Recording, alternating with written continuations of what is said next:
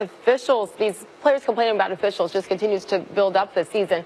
Max Kellerman joins us now live from First Take as he gets set to take over at 10 o'clock Eastern time. Max, how much of a case do these players have about their complaints with the referees?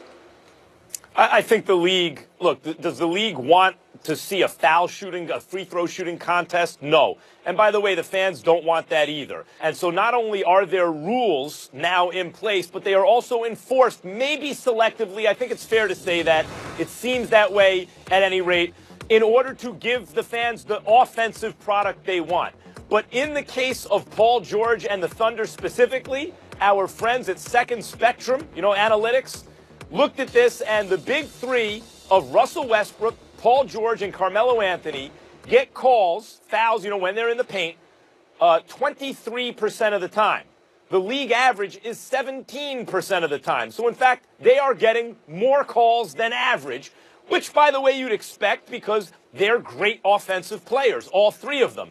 But should it be even more than 23%? If the league average is 17%, is 23% not enough of a premium for them? It seems, just back of the envelope kind of calculation or kind of intuitively, that seems about right to me, right? That's a nice little jump up. Yeah. Should it be even higher than that? Should the league average be higher than that? That's a separate story because they're talking about that team being treated unfairly relative to the league. Here's the thing, Max. A week or so ago in Los Angeles during All-Star Weekend, there was a meeting with officials, with Michelle Roberts of the NBA PA, players invited to talk to these officials to air the grievances out.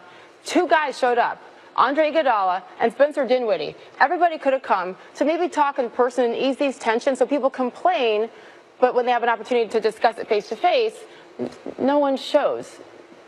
You knew about that, right? I mean, I think that's interesting to complain to the media, but not when you can go face-to-face.